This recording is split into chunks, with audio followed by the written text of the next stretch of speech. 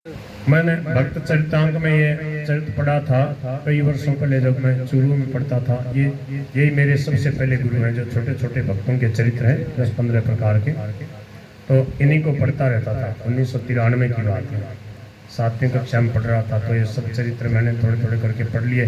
पुस्तकालय में पढ़ के आता, फिर छोटे छोटे बच्चों को बैठा लेता, फिर कहता लो तो आपको कहानी सुनाता हूँ, भक्तों का चरित्र सुनाता हूँ। तो भक्त प्रताप राय, तो मैंने उस समय जब पढ़ रहा था भक्त चरितांक में सब चरित्र थे, तो वो मैंने फोटो देखी थी, याद आ रही मेरे को कि दोनों भक्त दंपति प्रार्थना कर रहे हैं और भगवान जेल के अंदर ही इनको प्रकट होकर के वहाँ सुंदर एक पाटा जैसा आसन रखा है और उसमें भगवान मोर मुकुट पीताम्बर वाले इनको दर्शन दे रहे हैं। ऐसी मैंने फोटो देखी थी। बोलो गिरधर गोपाल की। तो भगवान के सच्चे विश्वासी भक्त प्रेम पूर्वक निरंतर भजन करते हैं, परंतु भजन के बदले में कुछ भी चाहते नहीं है। समझ में आ रही है? हाँ, भजन के बदले में कुछ चाहते नहीं, भजन को बेचते नहीं। संसार के सुख दुखों के तो उन्हें परवाह ही नहीं होती। हाँ, देखो बच्चे कितने समझदार हैं यहाँ के बच्चे बहुत समझदार, शांति से देखो। अलग अलग कल परसों मैंने समझाया कि कोई भी दो बच्चे साथ में नहीं बैठना। अरे वो दो बच्चे साथ कैसे, अलग अलग बैठो, इधर आ जाओ। हाँ, कोई भी दो बच्चे साथ में नहीं बैठना सत्संग, अलग अलग बैठो, 15-20 फुट दूर। हाँ, छोटे बच्चे आपस में, नहीं तो थोड़ी बहुत बातचीत हो जाएगी, फिर सत्संग की तरफ ख्याल नहीं जाएगा, सत्संग सुनेगा ही नहीं, अपनी तेरी मेरी शुरू कर देंगे, वो बुढ़ापे तक वही चलती है। बोल गिरधर गोपाल की। छोटे छोटे दो बच्चे भी पास में बैठे भी तो उसकी तरफ देखना नहीं, मेरी तरफ देखो और बात सुनो ध्यान से। असली पढ़ाई है, जीवन धन्य हो जाएगा। जिस स्कूल में एक भक्त बालक पैदा हुआ उसकी 21 पीढ़ियों का उद्धार हो जाएगा। बोल नंद के लाला की जय हो। संसार के सुख दुखों की तो सच्चे भक्तों को परवाह नहीं होती, स्वर्ग सुख को भी वे तुच्छ समझते हैं। यहाँ तक कि मोक्ष और साक्षात भगवत प्राप्ति का लोभ भी उन्हें प्रभु के प्रेम से भजन से नहीं बिगाड़ सकता। ऐसी ऊंची गहरी बात बता रहे भाई जी हनुमान प्रसाद पोदार जी ने ये चरित्र लिखे हैं। वे भजन करते हैं, क्यों करते हैं इसका उनके पास जवाब नहीं होता, परंतु यह निश्चित है कि भजन किए बिना उनसे क्षण भर भी नहीं रहा जाता। उदाहरण क्या दिया इसमें? लोभी आदमी का उदाहरण दिया। लोभी आदमी को कहो कि भाई अब तू क्यों कमावे, तेरे के कमी लाखों करोड़ों अरबों रुपया है तेरे कमी, आराम से बैठे बैठे तुम बादाम का हलवा खा, खूब प्रेम से तुम रस मलाई खा, आम रस पी, ठीक है, कड़ी खिचड़ा, आराम से तेरे को जीवन भर मिलेगा।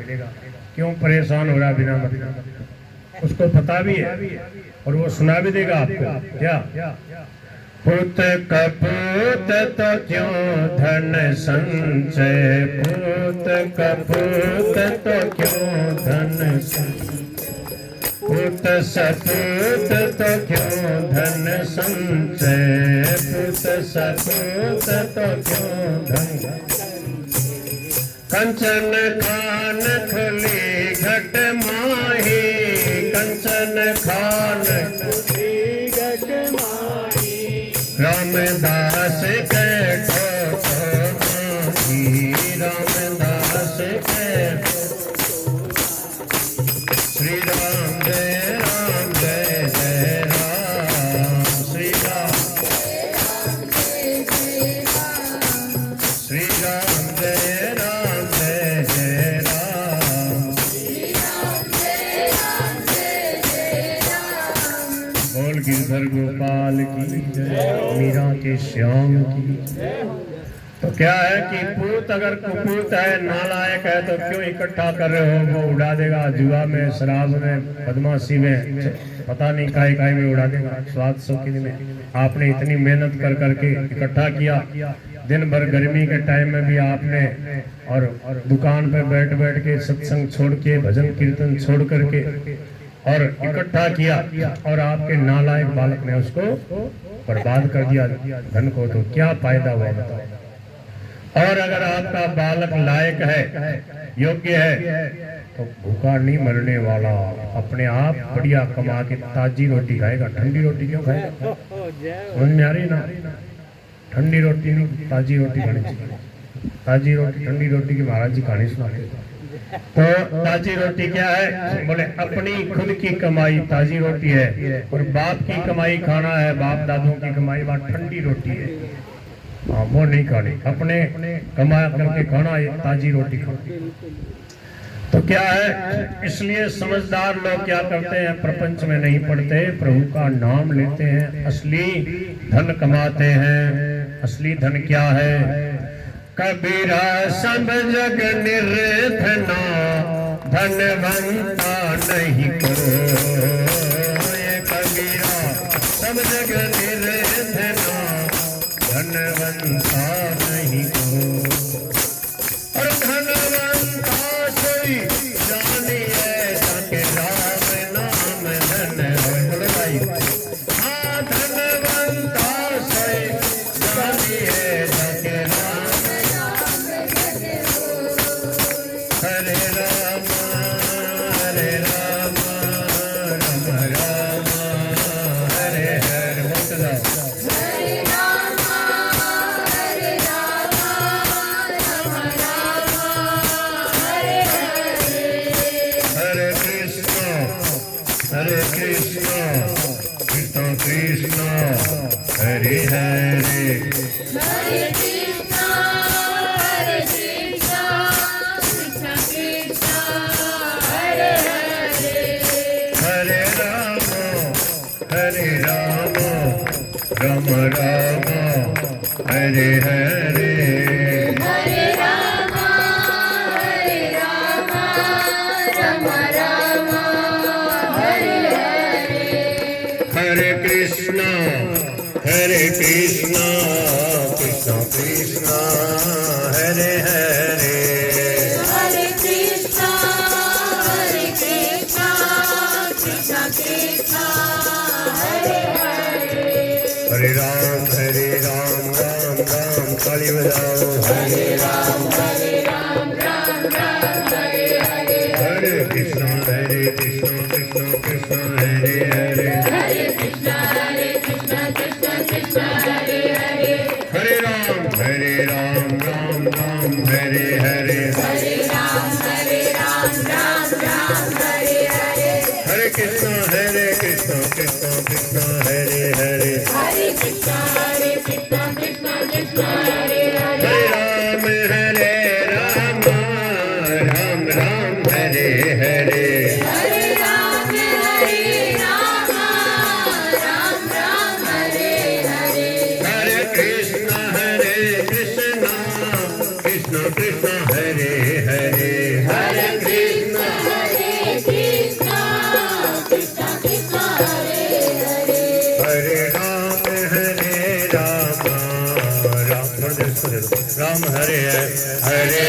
राम हरे हरे राम राम राम हरे हरे। हरे कृष्ण कृष्ण कृष्ण हरे हरे। हरे कृष्ण कृष्ण कृष्ण कृष्ण हरे हरे। हरे राम राम राम हरे हरे। हरे राम राम हरे हरे। हरे कृष्ण कृष्ण कृष्ण हरे हरे। इसको खींचने में कीड़ा लग रहा है, ये खींच रहा है, ठीक है ना, राम नहीं पिया कर। हरे राम राम राम हरे हरे। हरे राम राम राम हरे हरे। हरे कृष्ण कृष्ण कृष्ण हरे हरे। हरे कृष्ण कृष्ण कृष्ण हरे हरे। हरे राम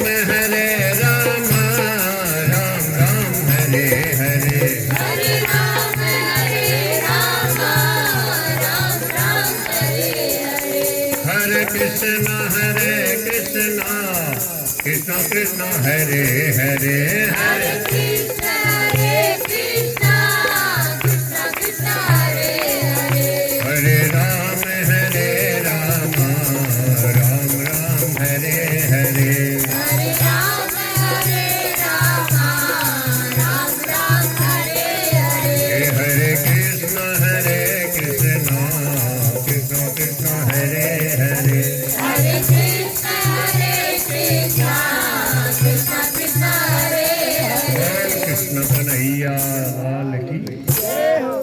केवल ते सत्संग में ही बजाओ बजाना अभ्यास कया होगा। थोड़ा अलग से भी बैठ के प्रेम से प्रभु के सामने और गुनगुनाया करो, भजन कीर्तन खुद किया करो, अभ्यास किया करो, तो ठीक है, भगवान में ज्यादा प्रेम बढ़ेगा। कोई भी कला योग्यता हासिल करो तो देखो समाज में सेवा में कितनी बढ़िया काम आता है। बोल नंद के लाला की।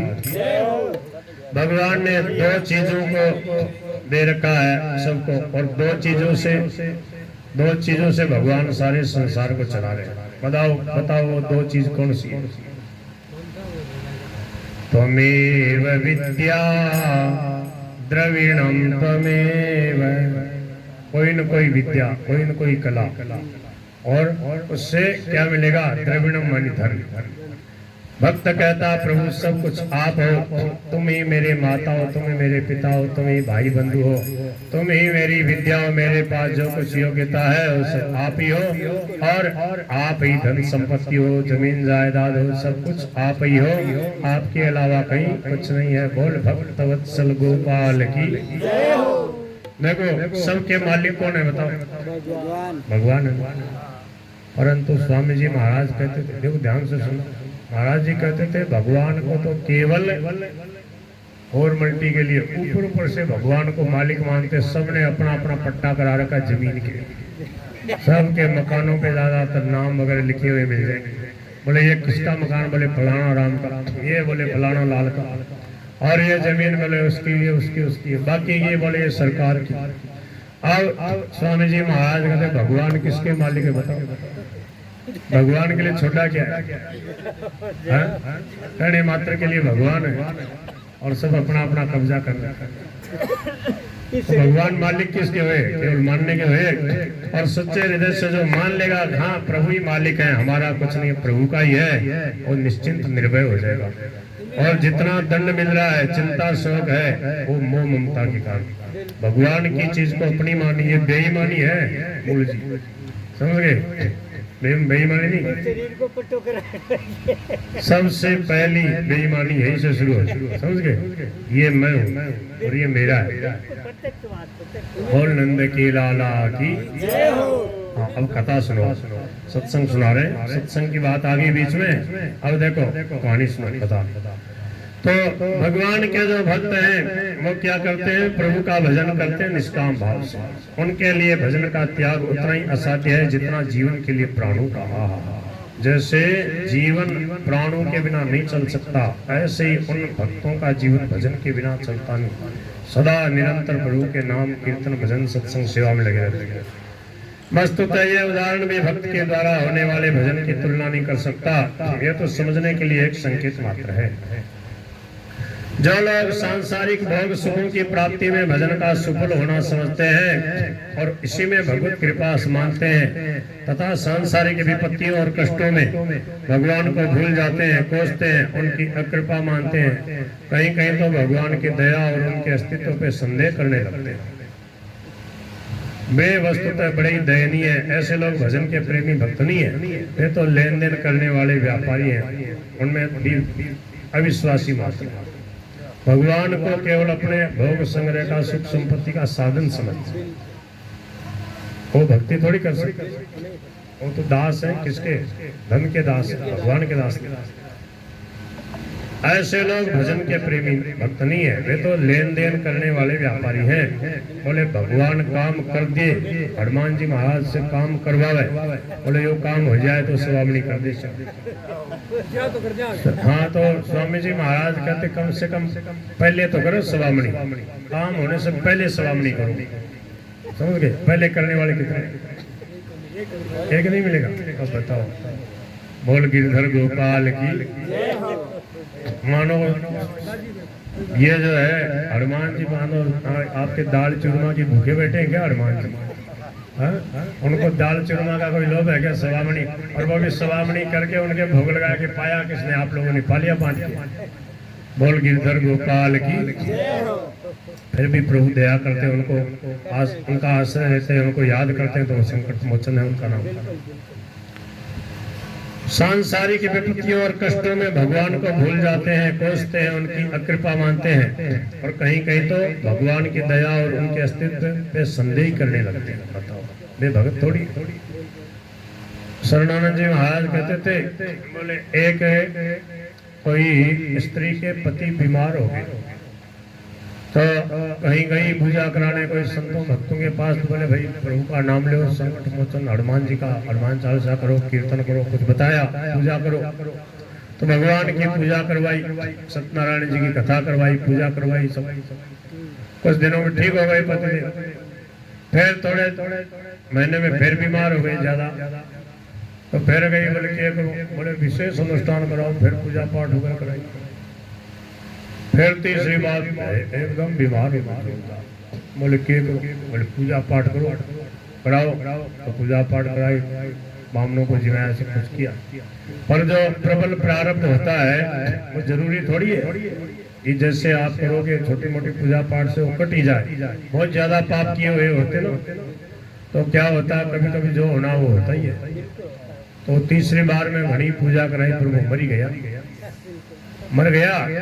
भगवान की जो मूर्ति थी ना घर में, उसको उठा के फेंक दिया। ये शरणानंद जी कहते थे, अब वो क्या भक्ति करेगा। भगवान की जो मूर्ति थी ठाकुर जी की घर में, उसको उठा के फेंक दिया। बोले तुम किस काम के, मेरे पति को ही नहीं जीवा सकते, तुम काहे काम करो, जाओ। बोल गिरधर गोपाल की ऐसी कोई भक्ति होती तो भक्ति क्या समझा, वो भगवान को अपने भोग सामग्री का, सुख सामग्री का साधन समझा, वो भक्ति थोड़ी करता। इसलिए कहा कि निष्काम भक्ति, भगवान के चरणों का निष्काम प्रयोग वो निरंतर चलेगा, अखंड रूप से चलेगा। तो हमारे भक्तराज श्री प्रताप राय जी उपयुक्त प्रकार के एक महान विश्वासी भक्त थे। युवावस्था के कुछ काल को छोड़कर इनके जीवन का मध्य काल सांसारिक दृष्टि से दुख सागर में डूबते उतराते बीता। इनका जो मध्य काल है जीवन का, वो बहुत ज्यादा, जवानी अवस्था का जो समय है बहुत ज्यादा दुखों में ही बीता प्रताप राय भगत जी का। उन पर वे सदा प्रसन्न रहते, आनंद में मगन रहे, किसी भी दुख की ताकत नहीं हुई कि वह इनके दिल पर कुछ भी असर डाल सके। देखो ये है सच्ची भक्ति, भगवान का मंगलमय विधान है। ऐसी भी परिस्थिति आ जाए उसको भक्त प्रभु का मंगलमय विधान समझता तो भक्ति बढ़ेगी, खूब प्रभु का स्मरण होगा। भक्त प्रताप राय जी क्षत्रिय थे, ठाकर थे। इनके पूर्वज बहुत समय से बंगाल में जा बसे थे। इनकी भाषा, वेश तथा चाल चलन में काफी बंगालीपन आ गया था, परंतु खान पान इनका शुद्ध था। बंगालियों जैसा खान पान नहीं था, वो मछली वगैरह मार के खाते ना उधर बंगाल बिहार में, वो नहीं था, शुद्ध सात्विक खान पान। श्री गोपाल जी की भक्ति तो इनकी मानव बपोती थी। गोपाल जी ठाकुर जी गिरधर गोपाल की भक्ति चारों ओर आमिष भोजी शक्ति उपासकों से घिरे रहने पर भी, उधर शक्ति की उपासना है बंगाल में। कलकत्ते में 4 कालिका देवी है, 4 कितनी है? एक दक्षिणेश्वर काली है जो श्री विवेकानंद जी के गुरु जी का क्या नाम था, रामकृष्ण परमहंस, वो जिनकी उपासना करते थे। तो वो सात्विक है, वहाँ ये सब गंदगी का भोग नहीं लगता। और कई जगह तो बकरे वकरे भी कटते हैं बंगाल में, सब जगह प्रभु की लीला। तो क्या है, इनके चारों ओर आमिष भोजी मांस खाने वाले लोग रहते थे, फिर भी ये वैष्णवता का सदा अपने परिवार में ख्याल रखते थे। पश्चिम बंगाल के हरसोला नामक गांव में ये रहते थे। इनके पिता का नाम भानुराय और माता का नाम कुसुमी था। दोनों बड़े धार्मिक और भक्त थे। इनके पास जमीन थी और उसमें काफी अनाज होता था, पशुधन भी पर्याप्त था। कुछ महाजनी का काम ये करते थे। उचित ब्याज पर आसपास के गांव वालों को रुपये दिया करते थे। अपनी स्थिति में ये मस्त थे। घर की आवश्यकता के अनुसार इनको किसी बात की कमी नहीं थी। बोल गिरधर गोपाल की जय हो। समझ में आ रही है ना? कहानी जहाँ नहीं समझ में आए वहां बता देना, और बात मत करने लग जाना, नहीं तो फिर नहीं समझ में आएगी। इधर उधर ध्यान दोगे तो नहीं समझ में आएगी। प्रताप राय इस भाग्यवान दंपति के एकमात्र लाडले बेटा थे। माता पिता ही संतान के सबसे पहले गुरु होते हैं। क्या कहा? माता पिता ही अपने बालक बच्चों के बच्चे बच्चियों के सबसे पहले गुरु कौन होते हैं? माता पिता हो। जैसी बात बताएंगे, जैसे संस्कार डालेंगे, वैसा ही बालक बनेगा।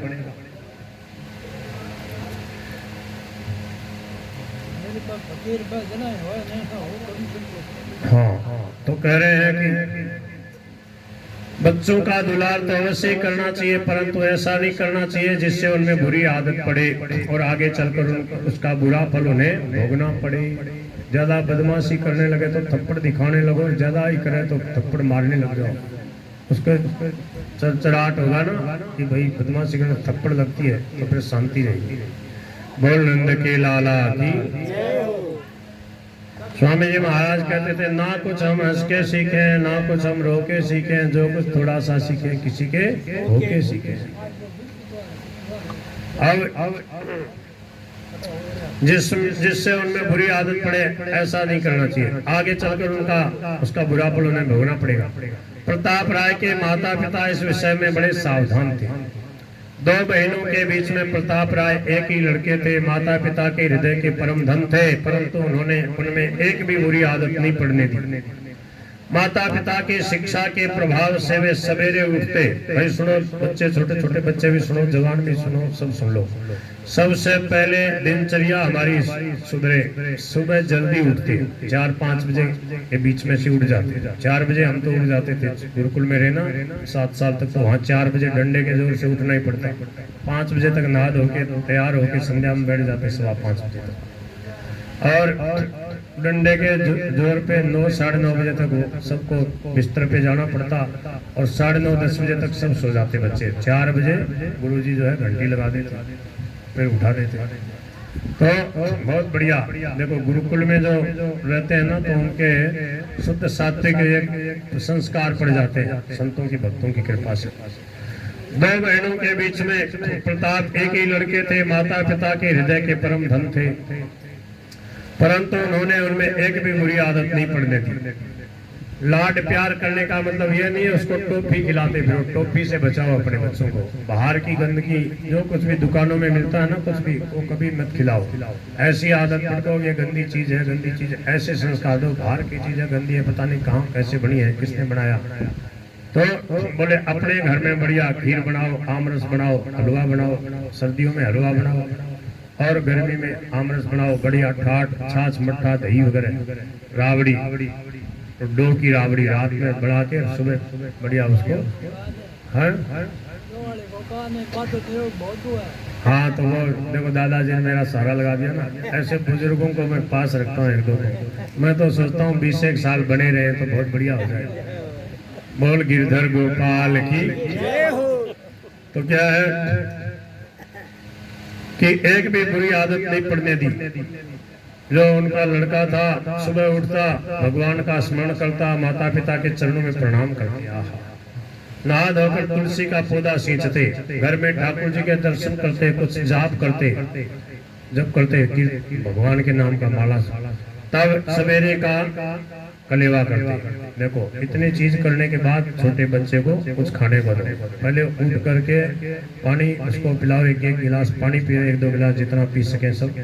फिर थोड़ा टहले, फिर स्नान आदि करके, और फिर क्या करे, बड़ों को प्रणाम, माता पिता के चरणों में प्रणाम, थोड़ी देर भगवान का कीर्तन करे, और नहा धोकर तुलसी का बिरवा उसमें पानी डलवाओ, तुलसी के बिरवा को सींचे, ठाकुर जी के दर्शन कराओ, ठाकुर जी की सेवा पूजा करे, प्रणाम करे, कुछ देर प्रभु का नाम का जप करे, और फिर उसको कलेवा दे। ऐसी आदत डाल दो कि बिना नहाए, बिना पूजा पाठ किए, बिना एक माला जप किए कुछ भी खाना नहीं। सबसे मीठा और विनय के साथ बोलना, कभी किसी बात पे हट नहीं करना, माता पिता के सामने कभी नहीं बोलना। समझ में आ रही है क्या? ये है असली सत्संग, ये पढ़ाई है। अब आप लाखों तो रुपया लगाते हो, इंग्लिश मीडियम में पढ़ लिया, डॉक्टर बन गया, क्या क्या बन गया, और उसको माता पिता के आदर की बात नहीं, चाय छुट्टी नहीं, बीड़ी पीने लग गया, पता नहीं क्या क्या कूड़ा कचरा खाने लग गया। मेरे को तो आश्चर्य था, दिन भर कूड़ो कचरो मुँह में दाबे रहे। अब्बा ने कहा भाई जी तो कीर्तन करो हो, अब वो बोला बढ़ जाएगा, मुँह में कचरा दाबे रहा। अब इतना खावे कि उनको कचरो दाबनो पड़े ऊपर से। सुनो, एक जगह है ना बस में एक आदमी झोला में पुड़िया, छोटी छोटी पुड़िया, बोले ये है, इससे बोले खट्टी खट्टी मीठी डकारे नहीं आएंगी, ये ऐसा हो जाएगा ऐसा। तो एक संत बोले इतनो खावे क्यों जो खट्टी मीठी डकार आवे, ऊपर से और कूड़ा कचरा मुंह में डालना, हिसाब से खावे ना। तो ये चीजें याद ही नहीं आती, ज्यादा खा ले तो आफरो आवे, फिर उसको क्या करता है, कोई कुछ रगड़ के खाता है, कोई वो बीड़ी पीता है, कोई चिलम। बोल गिरधर गोपाल की। ये सब क्या है, कुसंग के कारण से व्यसन शुरू कर दिए। अब ऐसे लग गए कि अब छूटते नहीं, बुढ़ापे तक छूटते नहीं। कीर्तन भजन सत्संग करने वाले उनसे भी नहीं छूटते। देखो ऐसे व्यसन पाल लिए। बताओ, आज की ताजा बात बता रहा हूँ आपको। एक जगह पंडित जी की जरूरत, और पंडित जी कैसा होना चाहिए, पूजा पाठ वाला, वो मुंह में कचरा दबाने वाला नहीं, तम्बाकू वाला नहीं, कुछ रगड़ने वाला नहीं, पान मसाला ये जो उड़िया वगैरह खाने वाला नहीं, चाय का व्यसन नहीं होना चाहिए, और उसके चोटी के बढ़िया गांठ लगी होनी चाहिए, धोती चोला पहनने वाला। उसको कहते हैं पंडित जी। शुद्ध सात्विक खान पान और प्रेम से उत्साह से काम करे, और दक्षिणा के लिए आग्रह नहीं, निर्लोभी, तब आपका काम सफल होगा। और आपके भी मन में आएगी पंडित जी बहुत जोर के मिले, पंडित जी के तो कुछ विशेष सेवा होनी चाहिए। देखो हमारे इच्छा नहीं होगी तो दूसरे के अंदर इच्छा पैदा हो जाएगी। और स्वामी जी महाराज कहते हैं लोगों को लेना भी नहीं आता, मांगने लगते हैं तो फिर दूसरे की देने की इच्छा दब जाती। और जब कोई चाहता नहीं, सेवा कर देता, तो दूसरे के मन में आती कि देखो हम भी कुछ सेवा करें। बोल गिरधर गोपाल की। तो कह रहे हैं हट नहीं करते, माता पिता के सामने कभी नहीं बोलते। प्रताप जैसे देखने में सुंदर थे वैसे ही, बल्कि उससे कहीं अधिक हृदय से और बर्ताव में सुंदर थे। उनसे जो एक बार बात कर लेता वही मुक्त हो जाता। माता पिता ने प्रताप में कष्ट सहने की आदत डाल दी थी। धूप वर्षा सहना, जाड़े में बिना कपड़े के रह जाना, हाथ से सब काम कर लेना, बहनों से कभी ईर्ष्या न करना, कपड़े गहने आदि के लिए कभी नहीं ललचाना, बहुत सादे और मोटे कपड़े पहनने में आनंद मानना, जीव के स्वाद और शरीर की सजावट से घृणा करना। क्या अब देखो इसको लेकर कितना खर्चा बिना मतलब बढ़ गया। एक जगह हनुमानगढ़ की बात है भैया, ऐसी कुछ बातें हो रही है। वो गए हुए थे वहाँ मनमोहन जी महाराज अपने, हम भी वहाँ सत्संग कर रहे हैं। एक मैया के यहाँ जैसे आपके यहाँ प्रसाद हुआ, सत्संग हुआ ना, ऐसे ही सत्संग हो रहा, तो ऐसी कुछ बातें चल रही थी। बोले महाराज आजकल तो ऐसे कैसे काम चलता है, बहुत पैसे की जरूरत पड़ती है, महंगाई आ गई है। तो हमने कहा कि भाई ज्यादा गहने कपड़े इकट्ठे करने का क्या मतलब, इतने जरूरत क्या है इतना खर्चा करने की। बोली महाराज थाने के बताऊं, एक बार जो पोशाक पैर के ब्याह शादी में चला जवाना फिर बात पुरानी हो जाए। मैंने कहा मेरे तो बिल्कुल नहीं समझ में आई ये बात। एक बार पहनने से कैसे पुरानी हो जाएगी, कम से कम नयो 9 दिन पुरानो 100 दिन, 9 दिन तो कम से कम 9 बार तक तो कम से कम वो नया रहता ही है, फिर 100 दिन तक पुराना होता है जाकर के। बोल गिरधर गोपाल की। तो क्या है, बोले महाराज थाने के बतावा, लोग कहे तो एक ही पोशाक है बस बाई बा पहन के, तो कौन सा गुमड़ा हो जाए। ये बात कोई कह दे तो गुमड़ा होते हैं, कहे तो करने दो क्या।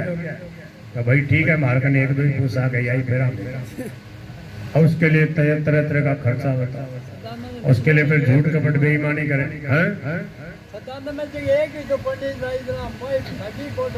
बताओ। बोल गिरधर गोपाल की। तो क्या है कि गहने कपड़े आदि के लिए कभी न ललचाना, बहुत सादे और मोटे कपड़े पहनने में आनंद मानना, जीव के स्वाद और शरीर की सजावट से घृणा करना, शौकीनी बिल्कुल न जानना, और किसी भी काम के करने में न लजाना, ये उनके खास गुण थे। समझ में आ रही, ये है असली शिक्षा। अब पढ़ी लिखी है, बोले हमारी बीतनी है में पढ़ी हुई है, और गाय को दूध काटने बोले गोबर घेरने में भले माने शर्म आ रहा काम। ये है असली पढ़ाई। क्या कि स्वाद शौकीनी से दूर रहना, किसी भी काम के करने में न लजाना, घृणा न करना, प्रेम से उत्साह से काम करना, सेवा करना। वे कोई भी चीज अकेले नहीं खाते, पहले अपने बहनों को देते तब खाते, बहनें भी उनसे बहुत प्यार करती। इस प्रकार प्रताप राय का लड़कपन माता पिता की देखरेख में बहुत ही आनंद से बीता। प्रताप राय की बड़ी बहन का नाम लक्ष्मी था और छोटी का नाम माधवी। लक्ष्मी का विवाह तो पहले ही कर दिया गया था। प्रताप राय का विवाह 13 साल की उम्र में और माधवी का 11 साल की उम्र में कर दिया गया। दोनों के विवाह 5-7 दिनों के अंतर से एक ही साथ हुए। प्रताप राय के विवाह के बाद 10 साल तक भानु राय जीवित रहे, उनके पिताजी। इस बीच में घर का सब काम प्रताप राय करने लगे। प्रताप राय के एक पुत्र भी हो गया था, अब 23 वर्ष के हो गए। 13 साल की अवस्था में विवाह हो गया था, 10 साल तक पिताजी रहे, अब ये 23 साल के हो गए। एक इनके बेटा भी था। प्रताप राय जब 23 वर्ष के हुए तब पिता भानु राय का देहांत हो गया। पिता की मृत्यु से यद्यपि प्रताप राय के सिर का छत्र टूट गया, परंतु उनकी विलक्षण विषय विरक्ति तथा भक्ति निष्ठा ने उनको दुखी नहीं होने दिया। उन्होंने सोचा संसार में स्थिर क्या है, जो जन्मा है उसकी मृत्यु तो अवश्यम भावी है। भगवान श्री कृष्ण ने गीता में लिखा है, जात से ही ध्रुवो मृत्यु, जो जन्मा है उसको अवश्य एक दिन जाना ही पड़ता है। कितना ही बड़ा हो, कितना ही बलवान हो, कितना ही बड़ा राजा हो, कितना ही बड़ा मंत्री हो, कितना ही पैसे वाला हो, वो बच सकता है क्या? बताओ, कोई नहीं बच सकता। संत दास संसार में बड़ो कसाई काल, राजा गिणन बादशाह बूढ़ो गिणन बाल। आया है सो जाएगा राजा रंग फकीर, कोई सिंहासन चढ़ चले कोई बंधे जंजीर, कोई सिंहासन चढ़ चले कोई बंधे जंजीर। हरे राम राम राम हरे हरे,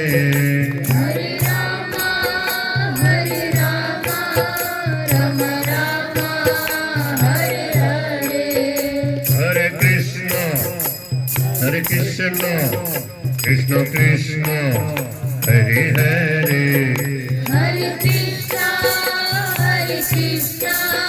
कृष्ण कृष्णा हरे हरे, हरे राम राम राम हरे हरे, हरे राम राम राम हरे हरे, हरे कृष्ण कृष्ण कृष्ण हरे हरे, हरे कृष्णा कृष्ण कृष्णा हरे हरे, हरे राम राम राम हरे हरे, हरे राम राम राम हरे हरे, हरे कृष्ण कृष्ण कृष्ण हरे हरे, हरे कृष्णा कृष्ण कृष्णा हरे हरे, हरे राम राम राम हरे हरे, हरे राम राम राम हरे हरे, हरे कृष्ण कृष्ण कृष्ण हरे हरे। सब लोग हरे कृष्णा कृष्ण कृष्ण हरे हरे, हरे राम राम राम हरे हरे, हरे राम राम राम हरे हरे, हरे कृष्ण कृष्ण कृष्ण हरे हरे, हरे कृष्णा कृष्ण कृष्ण हरे हरे, हरे राम राम राम हरे हरे, हरे राम राम हरे हरे, हरे कृष्ण कृष्ण कृष्ण हरे हरे, हरे कृष्णा कृष्ण कृष्ण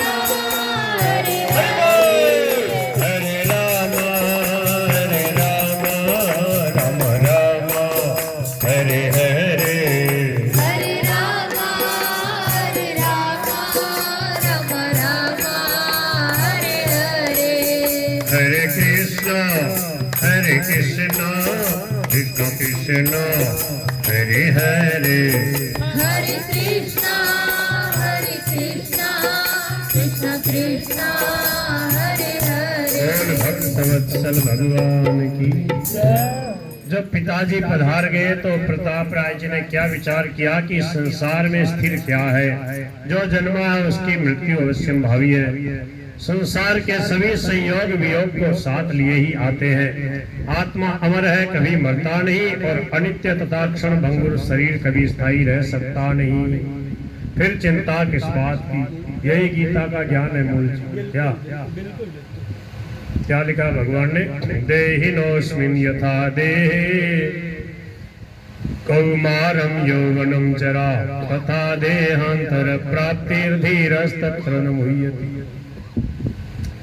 पिताजी भगवान के भक्त थे, भगवान का नाम जप करते रहते थे। पिताजी ने इतनी आसानी से शरीर छोड़ दिया मानो अंग से सूखे फूलों की माला उतार दियो। मान लो माला पड़ी हो और उसको उतार दिया हो, क्या फर्क पड़ता है?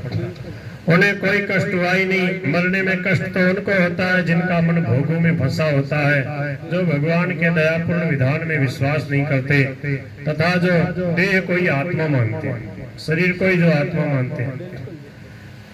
पिताजी तो भगवान के अत्यंत विश्वासी भक्त थे तथा आत्मनिष्ठ थे। उन्हें मरण क्लेश क्यों होने लगा? वे भगवान के धाम में अवश्य पधारे हैं, इससे उन्हें बड़ा आनंद प्राप्त हुआ होगा, इसलिए मैं दुखी क्यों हूँ? बताओ, 23 वर्ष का लड़का है और पिताजी मर गए। कितने ज्ञान की हृदय में निष्ठा है, रोए नहीं, प्रभु का नाम कीर्तन किया, प्रभु को धन्यवाद दिया, प्रभु जो आपकी इच्छा।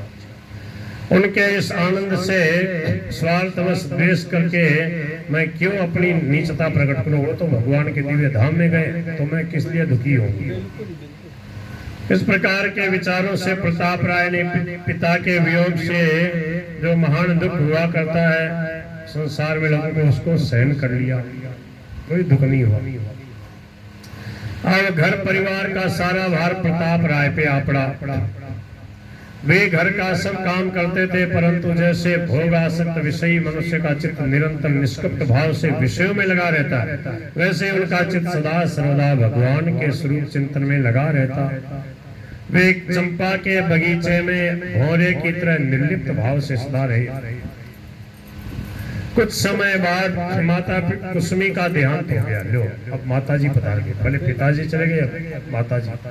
दिन रात माता की सेवा में लगे रहने वाले प्रताप राय ने मंगलमय भगवान का विधान मानकर माता के वियोग के कष्ट को भी सहन कर लिया। अब उनके जीवन में नित्य नए संकट आने लगे। बोल गिरधर गोपाल की। मानो भगवान उनकी विशुद्ध भक्ति की बड़ी कड़ी परीक्षा ले रहे हो, परंतु जैसे सोना तपाए जाने पर और भी खरा हो जाता है, वैसे ही कष्टों से तप कर उनका भक्ति रूपी स्वर्ण अधिकाधिक निर्मल, उज्जवल और महान उच्च श्रेणी का होने लगा। कुछ वर्षों बाद प्रताप राय के एकमात्र पुत्र दीनबंधु राय का भी 12 वर्ष की अवस्था में देहांत हो गया। बेटो भी मर गए, माता पिताजी पहले मर गए, फिर माँ मर गई, फिर बेटो मर गए।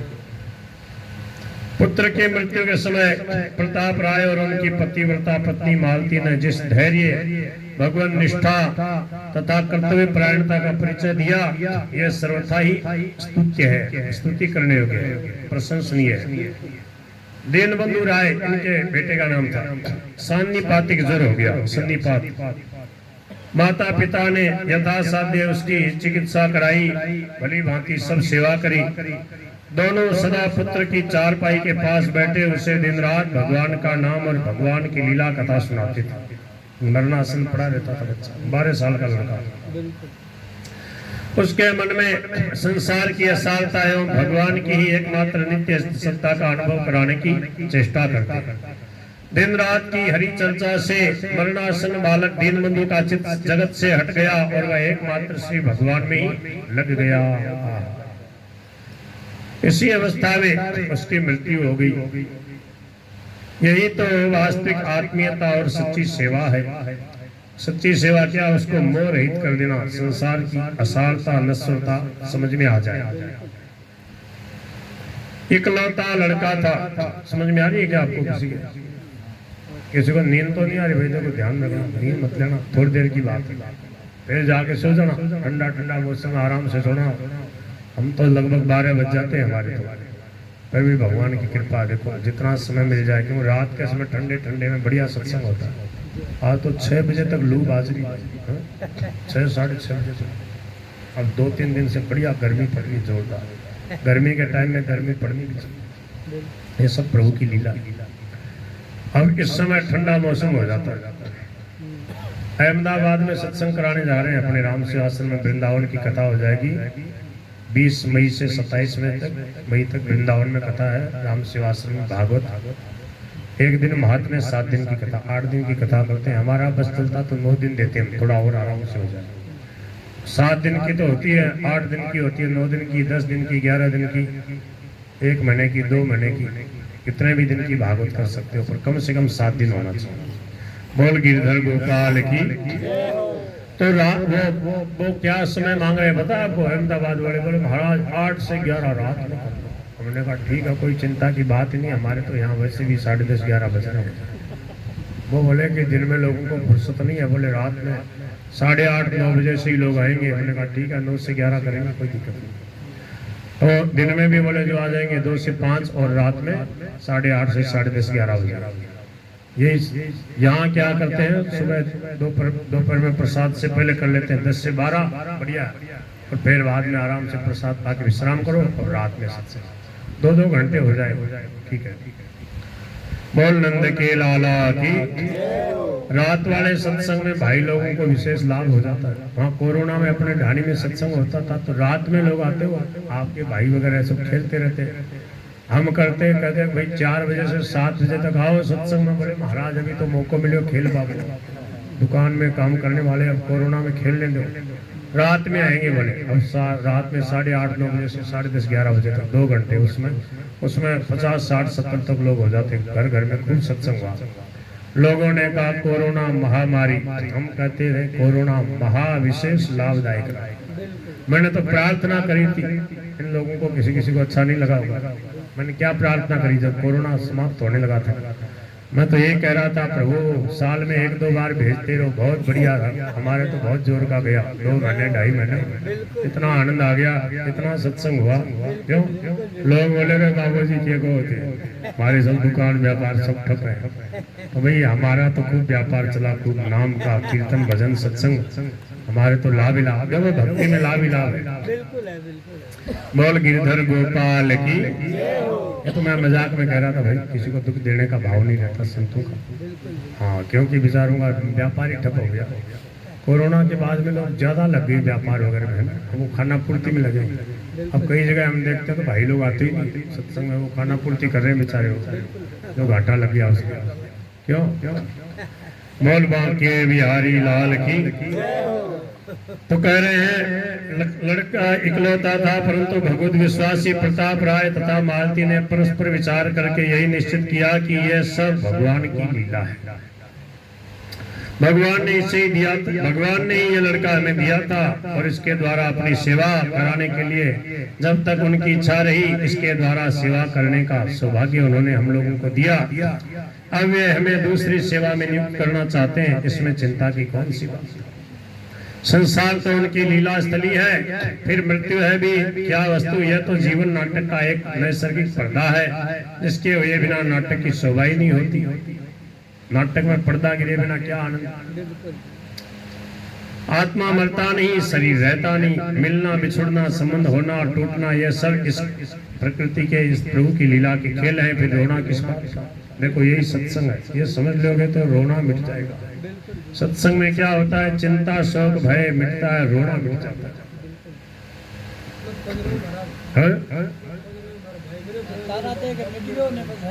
बोल नंद की लाला की। बढ़िया, एक एक व्यक्ति के अंदर ये भीतर में ज्ञान रहना चाहिए कि कुछ भी हो जाए भगवान की लीला समझेंगे, कीर्तन करेंगे, नाम लेंगे, रोना नहीं। रोने से क्या होगा? हाँ, बस प्रभु का नाम लेना, नाम साथ में चलेगा। रोएंगे तो उसको कष्ट होगा, और जितने रोने में आंसू वगैरह बहाते हैं वो सब उसको पीने पड़ते हैं, ऐसा लिखा साधक संजीव में। उसके नाम से जो कुछ करेंगे उसको मिलेगा। कीर्तन भजन सत्संग करेंगे तो मिलेगा, रोगे तो उसको फिर वो आपके आंसू उसको पीने पड़ेंगे। बताओ, जहाँ वो पितर बन के रह रहा है। भागवत के सब रो रहे हैं, हाँ। सब कह रही है कि मत रो उमरिया मत, हाँ। फिर भी लोग रो रहे हैं। माँ सच्चाई, चिंता मत करो, तत्र का प्रत्यय। बहुत बढ़िया, आपने समझ लिया, गीता का ज्ञान आपके जीवन में आ गया, जीवन सफल कर लिया आपने। सत्संग भवन जो उनका बनावे तो सत्संग भवन ऐसा बनाओ, या फिर खुले में देखो यहाँ आनंद आ रहा है, या आपके वहाँ सत्संग भवन में खुला खुला था वहाँ बढ़िया बढ़िया। भाई देखो, सत्संग कराना हो ना किसी को, सोचना मत आप भाई भागवत करानी है, सुंदरकांड कराओ, कटे कराओ। सुखाराम जी का सत्संग भवन है, लिखा दिया क्या आपने सत्संग भवन? मैंने कहा ना लिखा देना, पेन से बाहर लिखा दो, बोल गिरधर गोपाल की। ऐसे ही मान लो, चलो बिना लिखा ही मान लो, ठीक है। तो क्या है, हाँ, लोग उनकी इस स्थिति को देखकर चकित रह गए। कुछ समय बाद उनकी छोटी बहन माधवी के पति वल्लभ राय रोग से यहाँ पे पड़ गए। लो साहब, अब जो छोटे जीजा जी का नंबर आ रहा है, छोटी बहन का पति। बड़ी बहन लक्ष्मी को यह विश्वास था कि तेरे भाई प्रताप राय बड़े भक्त हैं, यदि वे तेरे भाई यदि वे भगवान से प्रार्थना कर देंगे तो वल्लभ की मृत्यु नहीं होगी। लो, बड़ी बहन बोली लक्ष्मी माधवी से, बोले कि भाई जी है ना, उनसे प्रार्थना करो, उनसे कह दो तो भगवान से कह देंगे भाई भगवान ने निर्णय तो नहीं मरेंगे, मरणासन पड़े थे जीजा जी। लक्ष्मी ने भाई को इसके लिए अनुरोध किया। प्रताप राय निष्काम भक्त थे, वे जानते थे कि भगवान की भक्ति करके बदले में कुछ भी चाहना भक्ति को बेचना है। जो लोग भक्ति के बदले में धन पुत्र मान यश जीवन आदि चाहते हैं, वे वस्तुतः भगवान के तथा उनकी भक्ति की महत्ता ही नहीं जानते।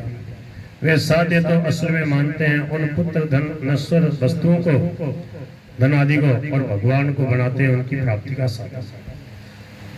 ऐसी भक्ति भगवान वास्तव में भगवान की भक्ति नहीं है, यह तो उन विषयों की भक्ति है, क्योंकि उनका दर्जा भगवान से भी ऊंचा मान रखा है। वे यह भी नहीं जानते कि शरीर नश्वर है और यहाँ के सभी संबंध आरोपित हैं, सदा रहने वाले नहीं हैं। इन आरोपित संबंध वाले अपने तथा अपने आत्मियों के शरीरों के लिए भगवान से प्रार्थना करना मूर्खता मात्र है कि बने रहे। परंतु वे बहन के अनुरोध को टाल न सके। उन्होंने कहा, अच्छी बात है, मैं कल भगवान से प्रार्थना करूंगा। प्रताप राय की इस बात से लक्ष्मी को बहुत आश्वासन मिला। रात का लगभग तीसरा पहर था। रात का पहला पहर 9 बजे तक, दूसरा पहर 12 बजे तक, तीसरा पहर 3 बजे और चौथा पहर 3 से 6 बजे। बाद में तो सूर्योदय हो जाता है 6 बजे के बाद में। तो कह रहे हैं कि रात के तीसरे पहर लगभग 2:30-3 बजे बहनोई के बिस्तर के पास ही प्रताप राय बैठे थे। उन्हें तंद्रा सी आ गई। उन्होंने देखा कमरा अपूर्व ज्योति से जगमगा उठा। भगवान के दिव्य शरीरधारी 4 पार्षद अत्यंत सुंदर विमान लेकर खड़े हैं, स्वप्न देख रहे हैं और मुस्कुराते हुए कह रहे हैं, वल्लभ तुम बड़े पुण्यशील और भगवत भक्त हो। उनके जीजा से कह रहे हैं, पूर्व जन्म में ही तुम भगवान के दिव्य धाम में पहुंच गए होते, परंतु माधवी के साथ तुम वचनबद्ध थे, इसी से तुम्हें एक जन्म और लेना पड़ा है। माधवी उनकी छोटी बहन है, वल्लभ की, प्रताप राय की, उसके पति है ये वल्लभ। माधवी भी परम साध्वी है। तुम्हारे देह त्याग के बाद यह भी सती होकर तुम्हारे ही साथ भगवान के परम धाम में पहुंच जाएगी।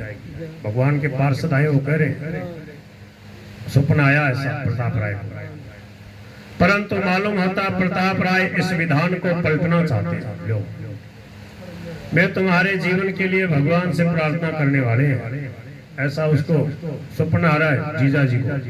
बोले, तुम्हारा साला साहब है ना, ये तुम्हारी बहन की, बड़ी बहन के कहने से, और ये तुम्हारे लिए प्रार्थना करके विधान को मेटना चाहते हैं। इनकी बात भगवान सुनेंगे तो फिर तुम्हें इसी शरीर में रहना पड़ेगा, जबकि तुम्हारे स्वागत सत्कार की पूरी तैयारी प्रभु के धाम में हो चुकी है।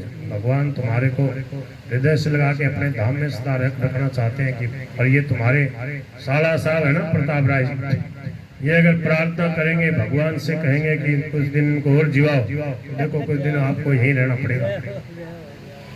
ऐसा भगवान के पार्षद उनको कह रहे स्वप्न आया। प्रताप राय इस विधान को कल्पना चाहते हुए तुम्हारे जीवन के लिए भगवान से प्रार्थना करने वाले, यदि उन्होंने भगवान से तुम्हारा जीवन मांगा तो भगवान उनकी प्रार्थना सुन लेंगे और तुम्हारा दिव्य धाम गमन रुक जाएगा। अब बताओ, इस बात की तरफ जिसका ख्याल नहीं है वो रोता है, वो दुखी होता है मरने से। हम लोग तुम्हें लेने आए हैं, परंतु प्रताप राय की चित्तवृत्ति देख करके रुके खड़े। बोलो बोलो, तुम क्या कहते हो? वल्लभ की आत्मा ने कहा, भगवान मुझे अभी ले चलो। अनंत काल की साध आज मेरी पूरी हो रही है, इसमें क्षण मात्र का भी विलंब क्यों हो? प्रताप राय जी बड़े भक्त हैं, वे भला भगवान के मांगलिक विधान के विरुद्ध अपनी कोई इच्छा क्यों करेंगे? मेरे रहने के लिए क्यों प्रार्थना करेंगे? मेरे को जाने दे। लोगों को मरना दिख रहा है, वहां आनंद हो रहा है क्या? सब जगह डर पे मरण थे और मेरे मरण आनंद। कब मरिए कब भेटिए पूर्ण परमानंद। बोल बांके बिहारी लाल की। ये बात समझ में आ गई क्या? किसी के नहीं आई क्या? अब आपको मरने से डर लगेगा क्या?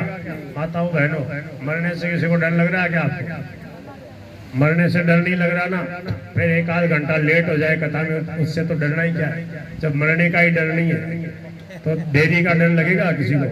किसी के डांटने फटकारने का डर लगेगा क्या? अपमान का डर लगेगा? अरे मरने का ही डर नहीं। ऐसा पक्का होकर सत्संग करना। बोल गिरधर गोपाल की।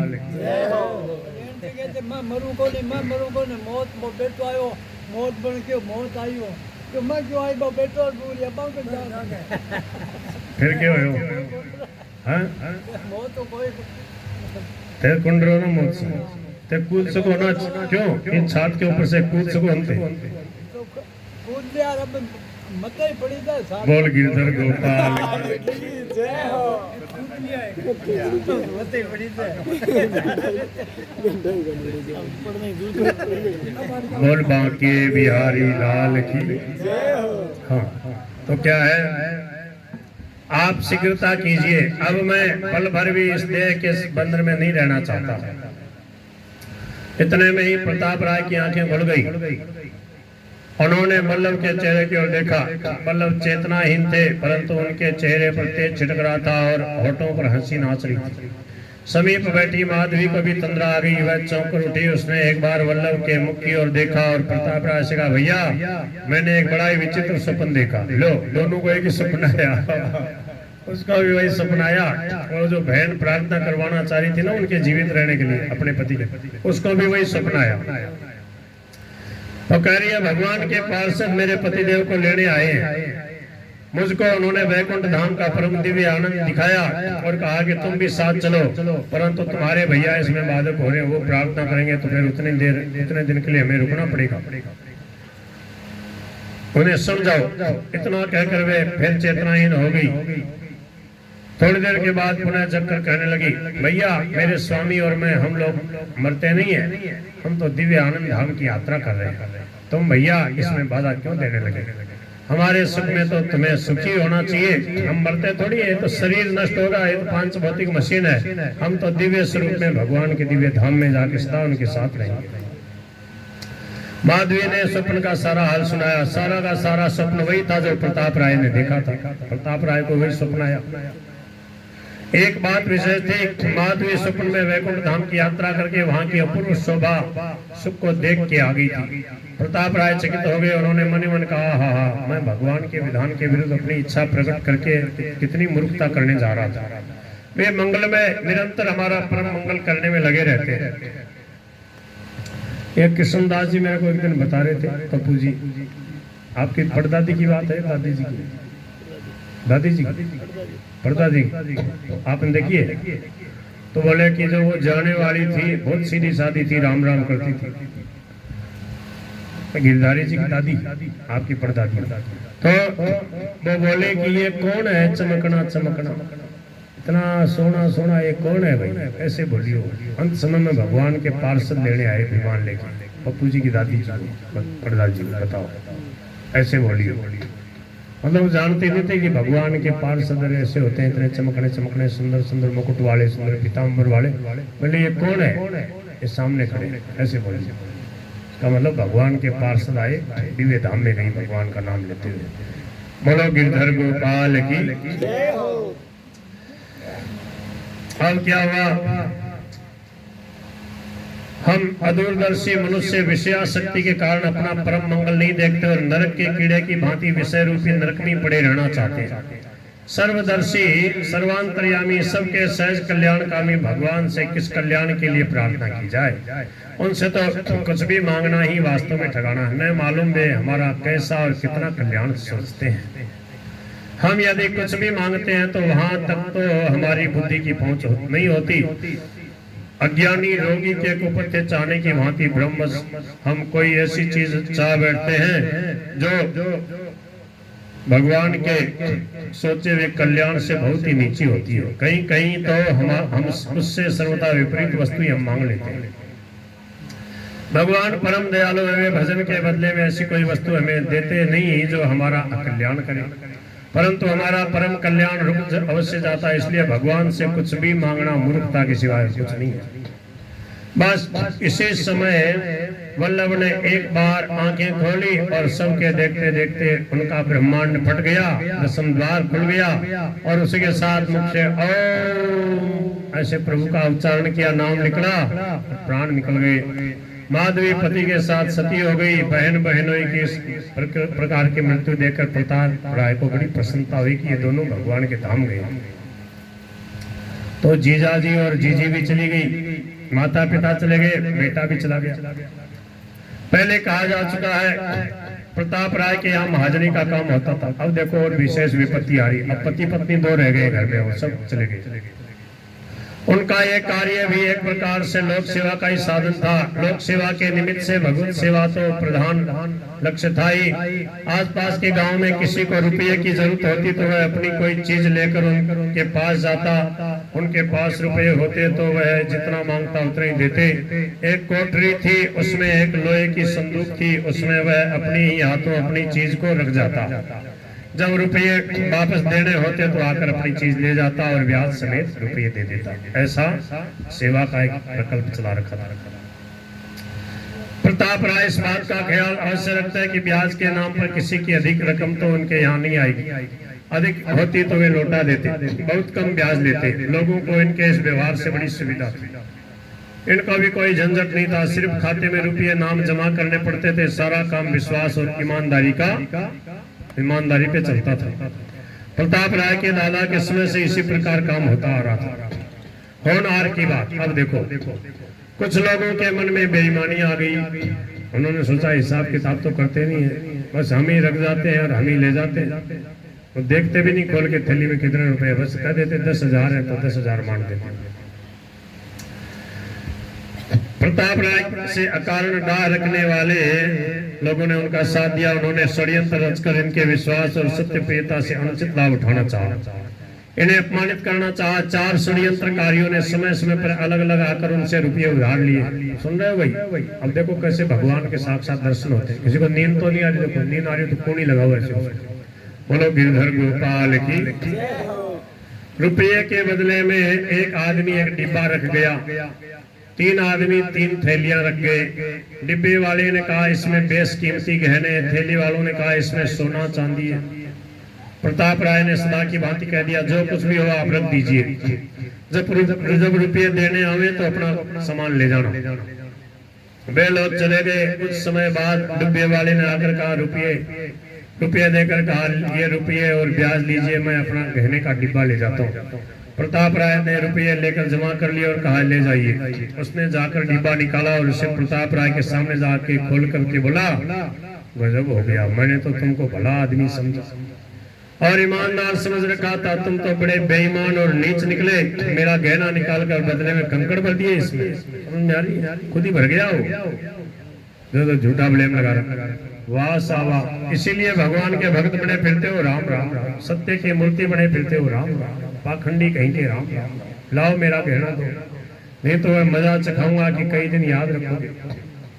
प्रताप राय उसकी बात सुनकर सहम गए और बड़ी शांति से नम्रता से बोले भाई मैंने तो तुम्हारे डिब्बे को छुआ तक नहीं है। तुम जैसे रख गए थे वैसे ही पड़ा है। इसने उसने कहा तब तो फिर मैं ही कंकड़ भर गया था, तुम तो राजा हरिश्चंद्र ठहरे। अरे भले आदमी, अब तुम्हारी कलई खुल गई है, पाप का घड़ा आखिर तो घुटता ही है। फिर अभी चुपके से मेरा गहना ला दो तो बच सकते हो। प्रताप राय ने गहना लिया ही नहीं था, ला कहां से देते। इधर वह जानबूझकर शराब पे उतरा हुआ था, समझाने से कैसे मानता, जगत को कोई क्या जागते हुए को कोई क्या जगावे। उसको तो बात बढ़ानी थी, जोर जोर से हल्ला करने लगा। वह मनमाना बकने झकने लगा। प्रताप राय सिर नीचा किए चुपचाप खड़े, सब सुन रहे थे। इतने में वे तीनों भी आ गए। वो सब प्लान बना रखा उन्होंने भी रुपये देकर अपनी अपनी थैलियां निकाली। थैलियों में सोना चांदी तो था ही नहीं, उनमें कंकड़ पत्थर ही निकले। बोलो कृष्ण कन्हैया लाल की। अब तो एक के चार हो गए। उन्होंने गाड़ियों की झड़ी लगा दी। इतने में ही उनके सिखाए हुए 10-20 और आ गए। उन्होंने कहा था इतने मिनट बाद तुम आ जाना। समझ में आ रही है ना? अब क्या है, अब तो 8-10 आदमी और आ पहुंचे और झूठे करने लगे। अरे इसने पहले हम लोगों के साथ भी ऐसे किया था। गांव के अब तो सैकड़ों आदमी इकट्ठे हो गए। बोले भाई इससे झूठ थोड़ी बोल रहे हैं। समझ गए? देखो अब प्रताप राय की कौन मानता, उनको कौन सच्चा मानता। उस समय बंगाल में मुसलमानों का राज्य था। काजी के पास फरियाद गई, उसे कुछ लोग दे दिया गया। घूस उस समय भी चलती थी। न्याय का नाटक रचा गया। प्रताप राय को जेल की सजा हो गई और उनके घर द्वार खेत जमीन सहित सारी संपत्ति जब्त कर ली गई। बोल कृष्ण कन्हैया लाल की। पूरे बंधन समाप्त कर दिए भगवान ने, एकदम अकेला कर दिया। अब बस राम राम करो। काजी ने तथा षड्यंत्रकारियों ने आपस में बंटवारा कर लिया। उनकी जो जमीन जायदाद थी षड्यंत्रकारियों ने बांट लिया। प्रताप राय की पत्नी मालती को हाथ पकड़कर घर से बाहर निकाल दिया गया। इस प्रसंग में प्रताप राय को अपने पराये सभी के द्वारा अत्यंत अपमानित होना पड़ा। ऐसी परिस्थिति आती है ना तो सह कर थू थू करते हैं, कोई पास में नहीं आता। उसमें प्रभु की लीला ऐसी होती। वे सबकी दृष्टि में चोर और बेईमान साबित हो गए। विपत्ति की सीमा हो गई। साधारण मनुष्य होता तो ऐसी स्थिति में भगवान का भजन करना ही छोड़ देता, बल्कि उन्हें गोसता और शायद कहता कि मैंने जीवन भर राम राम किया, भजन किया। यदि कहीं कोई भगवान होता तो क्या इतना अन्याय हो सकता था? सभी मुझ भजन करने वाले के साथ राम राम राम। मैं तो कह कोई बुरो कर करो। एक मैया मिली हमारे को, कुचामन बूढ़ी सी मैया थी। एक रघुनाथ मास्टर साहब है, उनके वहाँ भागवत कथा करी। फिर दोबारा हम कोई 1-2 दिन के लिए ऐसे सत्संग करने गए तो बड़े महाराज बड़े भाई डोकरी है, डोकरी बेचारी को, उसका यहाँ से टूट गया और वो पड़ी। आप उस दिन साथ में थी क्या भैया? तो मैंने उसको कहा मैया तुम राम राम करो। बाकी बोली महाराज मैं घड़ोई राम राम करो, कोई आडो बनिया नहीं। ऐसे बोले मैं तो घनी सत्संग में जाती, घणो ही राम राम करो, कुल्लो टूटो पड़े है, बड़े ठीक को नहीं हो, कोई राम को नाम आडो बने। ऐसे अब देखो भगवान के भजन को क्या समझा कि भगवान का भजन करते हैं तो जैसे चाहो वैसे ही होता रहे, ऐसा नहीं। जो प्रभु की इच्छा, आनंद मनाओ। यदि हाँ तो क्या कह रहे हैं कि मैंने जीवन भर भजन किया। यदि कहीं कोई भगवान होता तो क्या इतना अन्याय हो सकता? सो भी मुझ भजन करने वाले के साथ राम राम। क्या भगवान मुझे बचाता नहीं? द्रौपदी और गजराज ये सब बातें झूठी है, ये सब भय है, ऐसे बोलने लगता। अपने जब अनुकूलता नहीं होती तो स्वार्थी आदमी ऐसी बात करता। भगवान कुछ भी नहीं है। परंतु प्रताप राय तो बहुत ऊंचे भगत थे, उन्होंने ऐसी बात कुछ नहीं कही। सूरदास की काली कामल पे चढ़े न दूजो, रंग तजोरे मन हरि भी मुखन को संग। उनके स्वच्छ निर्मल चित्त आकाश में जरा भी विकार का बादल नहीं पैदा हुआ। उनकी परम शांति ज्यों की त्यों बनी रही और वे सदा की भांति अनवरत भगवान का नाम चिंतन करते रहे।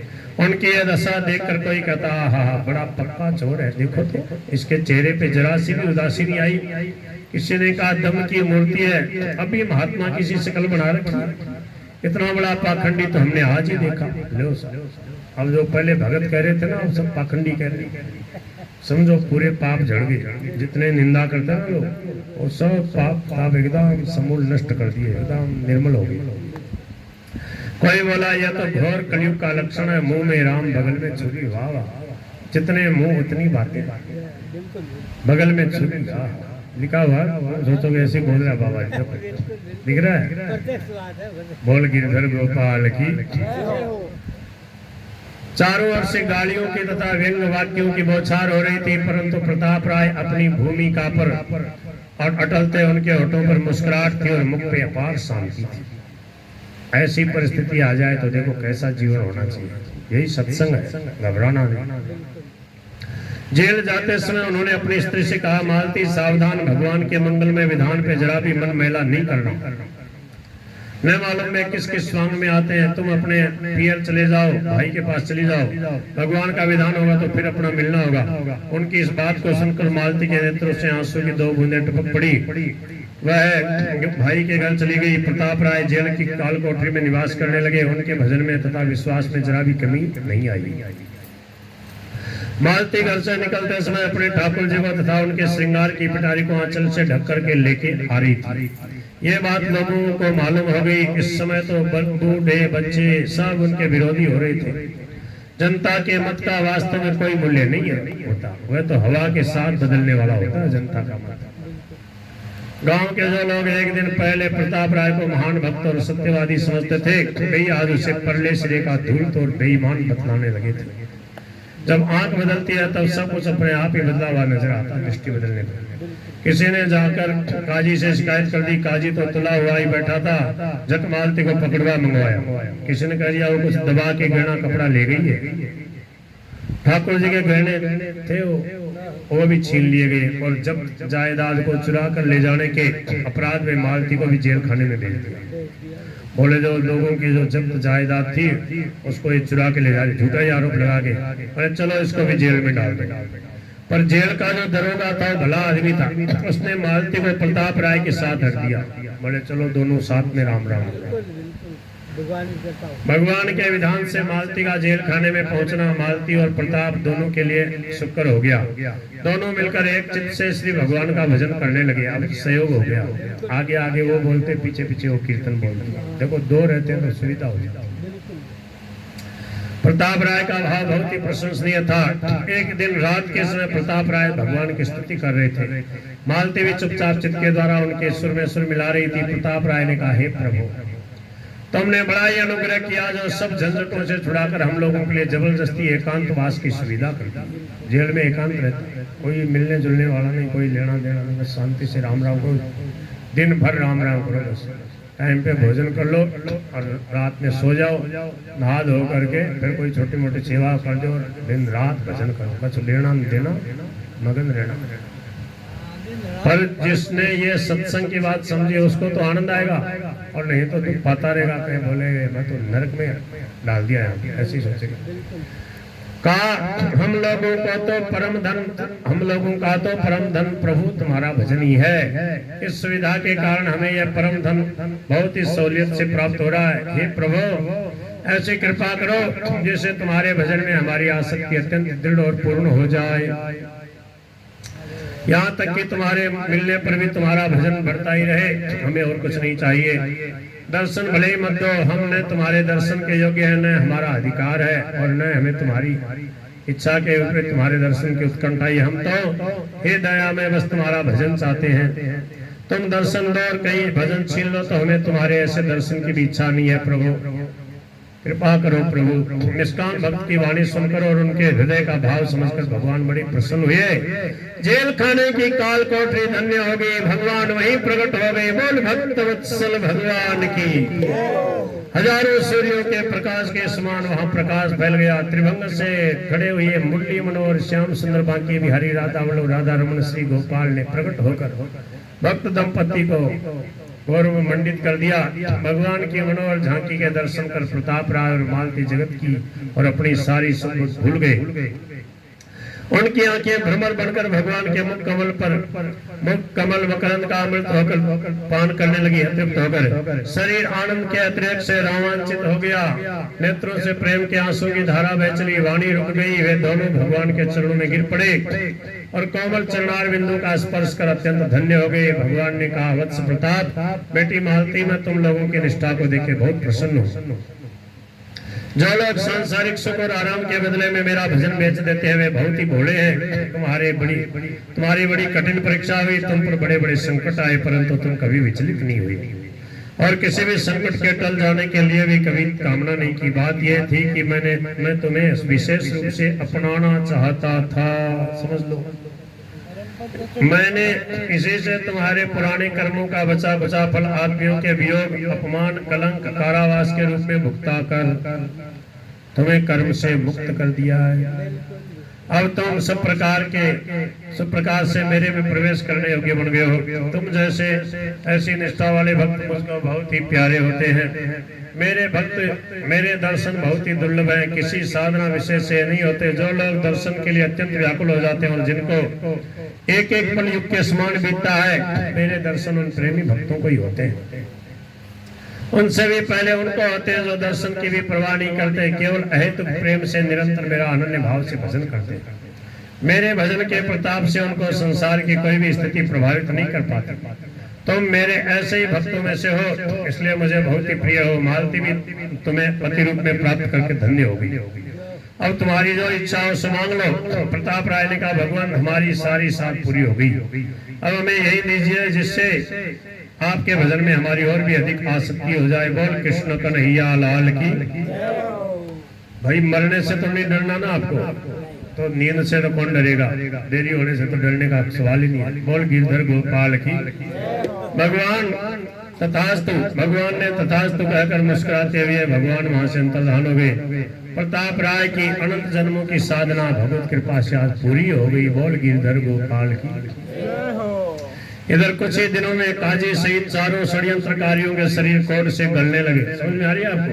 भक्त का अपराध करने वाले की क्या दशा। वो चारों जो षड्यंत्र करने वाले, उनके शरीर में कोढ़ हो गई, शरीर में कीड़े पड़ गए, शरीर गलने लगे। उनके गलित कुष्ठ से उनकी बुरी दशा हो गई, खुजली आती, पीप और कीड़े, है ना, ये दशा हो गई। देखो काजी की स्त्री बड़ी समझदार थी, उसने पहले ही निरपराध प्रताप राय को सताने और उनके घर द्वार लूटकर मालती को नातनी कर देने का विरोध किया था। एक दिन मौका पाकर उसने पति से कहा, देखिए काजी सहित उन षड्यंत्रकारियों, काजी के भी कीड़े पड़ गए, समझे, उसके गलित कुष्ठ हो गई और चारों जो षड्यंत्र करने वाले उनके गलित कुष्ठ हो गई। काजी की पत्नी ने समझाया, बोलिए उस अपराध का फल पा रहे हो, इसलिए भगत से क्षमा मांगो।